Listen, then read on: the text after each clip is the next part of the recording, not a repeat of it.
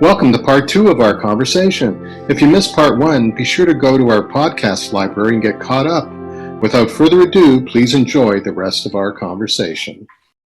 So today I'd like to welcome again esthetician Albert Moe. Albert, so since frames come in so many different materials, I'm always wondering, when we are always washing frames, acetates, plastic frames, good plastic frames, are we drying them out when we're washing them? Is this UVC damaging either the surface or the structure, or is it drying out the frame? Is it making the frame fade? I just worry about some of these really beautiful frames, some of the materials that are on them. So maybe you could talk about that a little bit. Yeah, definitely a legitimate concern. Or actually, I haven't really talked too much about the UV machine, even myself, in terms of advertising it, because I'm still kind of in that testing phase right now. I've been told that it works well. I've taken, and I'm lucky because I have access to acetate chips of different varieties. And so what I did was I took a clear piece of acetate and a black piece of acetate, and I just threw it in the machine, ran it for 5 minutes every run, and I've been doing it for probably about, it's been in there for about an hour and 30 minutes now, every run. So it's been several runs. The black material isn't really affected that much in terms of fading. In terms of its malleability, I don't notice any kind of differences after being exposed. Basically what it is, I took a clear chip that's about, 3 inches by 6 inches. I cut it in half, so it's 3 by 3. Kept one as a control and threw one inside. The clear actually does start to change color a little bit. It starts to turn a little bit yellow. But you also have to bear in mind that this is after 130 minutes, which is, what is that divided by 5? I don't know. Off the top of my head, it's quite a few exposures. And so, and it's also the fact that I'm comparing it side by side to the original. And so if you simply just have one frame that's uniformly in one color, you're not going to notice that much. I would say there's probably about a 10 to 15% variance in the color at this moment. So yeah, it does, UVC light does affect it a little bit. So when I think of putting a frame in a box, I haven't looked into this unit much. I did look at one online, and then I've spoken to a colleague who's been using UVC for a number of years now with his frames. And I asked him, well, what's it look like? He says, well, I take a frame and I put it in. And I said, is that the frame with the temples open, or do you fold the glasses? Oh, no, I just take, the whole thing and I throw them into the box, and the UV light and, just envelops the whole frame in that. Which makes me wonder, especially after watching a video on one of the products available. I think you actually have been playing with this one.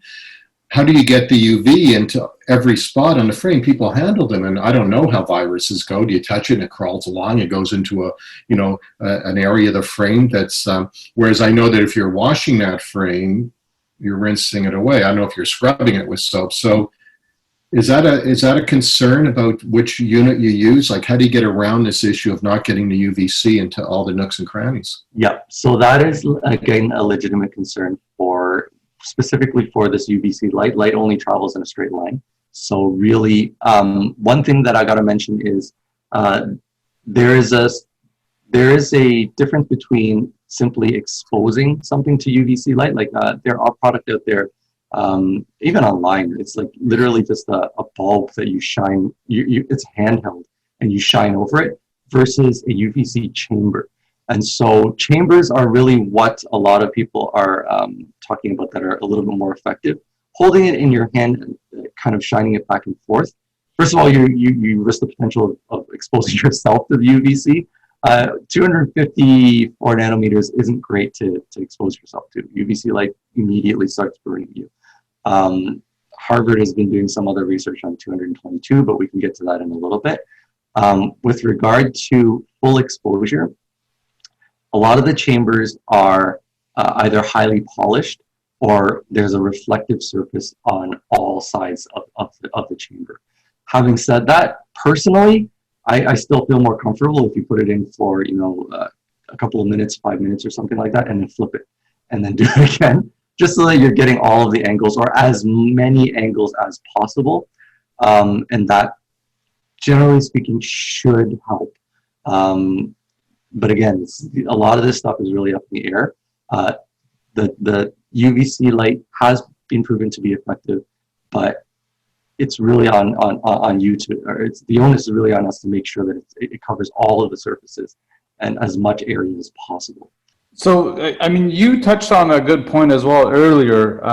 A chamber compared to just a light that you'll shine over. I mean, there might be that one person in your dispensary that does most of the disinfecting of the frames. Now, I mean, what are the risks? I mean, again, skin burns, you know, your eyes, if it, you know, is there a big difference between the chamber and the actual lamp that you pass over? And the other thing as well is somebody, I was reading a blog and they were mentioning that some lamps might have a small amount of mercury as well in the lamps. And I mean, overexposure to mercury, you know what that can do. So maybe you can tell us a little bit about that if you know. Yeah.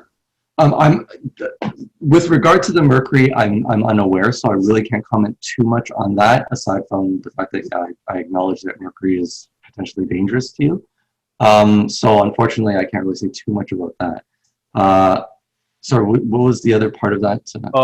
The amount of exposure to the UVC chamber versus just the handheld lamp, and if that's one person that does, let's say, 100 frames a day, what are the risks there? Right. So in terms of the risk, I personally wouldn't take it. The chamber basically encases the lamp completely, and so there's no leaking of any of the UVC light outward to expose it to anybody at all. Given the option, I would probably err on the side of caution. I'm not versed enough to say, yeah, no problem, don't worry about it, versus, yeah, definitely don't use this device. I don't want to kind of side on either end of that side of things, but with regard to the UVC chamber, what I can say definitively is that the chamber effectively removes that concern. And so hopefully that helps answer that question. Okay, thanks. Albert, have you heard anything about using ionized water? Have you heard any of that? I've heard of ionized water before. It's actually one of my childhood heroes, Bill Nye the Science Guy, was really pushing that product a lot, because I know that they were using that in Japan years and years and years ago, just to remove the germs and anything on fruits and vegetables. They were cleaning it with fruits, even toilets and stuff like that. They use a lot in Japan. I'm unaware of its effectiveness on COVID. Again, it's one of those things that's like, maybe, I don't know. Yeah, because in our dispensary, my son, who's my manager, he did some of his research and he was looking for things at the beginning of the pandemic, and we found something called the iClean Mini, and it uses ionized water, and we're using that. And his research that he could find, at least, said that this would work against this virus. And actually, I have one in the home now, and I'm not worried so much because I hunkered down, and I'm still hunkering down 7 months later. But I'm using it just in the kitchen, just spraying the sink and the dishcloths and things like that. And you can smell when you're spraying it, you can smell that it's ionized. Mm. And I've sprayed some things that, like the J cloths that's sitting on the edge of the sink, and it changes it completely. If you could smell anything, it's gone. So I'm hoping that if that's the proof, it's doing something. Yeah. I imagine we're going to, in the days to come, we're going to find other ways of disinfecting and taking care of things, because this virus isn't going away, and it might be the beginning of a lot of other really strong viruses. Yeah, that's scary. But I think that actually raises a really good point in that it's really hard to test the efficacy of a lot of these solutions and options right now. I was joking with my wife when I was first just getting a lot of samples in from all over the place, from China, from Italy, from the US. Like, how do I test this? I don't know. It's like, do I just kind of smear some raw chicken on it and then lick it? And if I don't get sick, I'm okay. Like, I don't know. This is one of those things where we're kind of sitting around and we're like, how are we sure? And so with regard to going back to the UVC chamber, they have these little cards that they provide. And you toss the card inside along with your frames, and then as the exposure goes through, the card will change color to prove at least that the UVC bulb turned on and that it's actually doing something. So, and again, it's like the hydrochloric acid that we mentioned before, the ionized water that you're mentioning now. I think that's a really interesting way of testing things, the smell, the lack of smell. Again, I don't know if COVID has a smell either. So I know that whatever that you're killing is definitely, or whatever was creating smell is definitely getting killed. But again, these are all things that are kind of up in the air right now. Well, it's true. You can't, with all your research you're doing and, looking at different products, you just can't go down to the science store downtown and buy some COVID, smear it on some frames and then take a microscope and look at it. So, so there's a challenge. You've got to believe what the researchers on the different products tell you.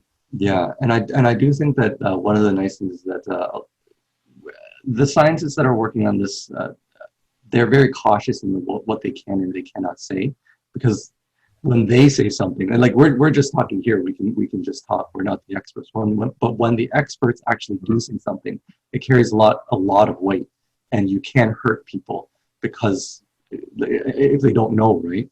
And I think we should definitely take caution in saying that as well. I'm definitely not expert. We're opticians. We've done some research, and so certain things are logical. But again, it's not 100% right now. The virus is still quite new. Yeah, so I mean, at the end of the day, it's important for our listeners to understand, like you said, we're not experts. So really do your research and go with what you feel comfortable with and what you think works the best for you. And keep reading and listening to these experts and what they tell us about all these new devices and different ways to protect ourselves and put our clients less at risk. Yeah, definitely. And then, I mean, with regard to sources and stuff like that, just bear in mind where they're coming from. Not to say, not to kind of disregard stuff that's coming off of Facebook and stuff like that, but sometimes if you're reading the article and it's from, like, say something like Nature, which is usually a respected industry magazine, it's peer reviewed, coming from different specialists. I personally usually take that advice a little bit more seriously than maybe the stuff that my mom is sending me about this. Yeah, so home cures and home remedies and stuff like that. Just be careful. That's really, I think, one of the biggest messages that we can send. So, Albert, again, thank you very much on behalf of the OOA and all our listeners. Well, thank you so much for having me. I really, really appreciate it. Yeah, thank you, Albert, so much. We do appreciate it. It was great to see you finally after all this time. Yeah. So, so take care, and we'll see you soon. Okay. Thank you for listening to See What We See with Lauren and Martin. Be sure to follow us across our social media pages so you never miss an update or an episode. You can find us on Twitter at OOA_frontline. On Facebook and LinkedIn, we are Ontario Opticians Association. Follow us on Instagram at Ontario Opticians Association. That's all one word. We look forward to seeing you again on See What We See with Lauren and Martin. Take care and stay safe.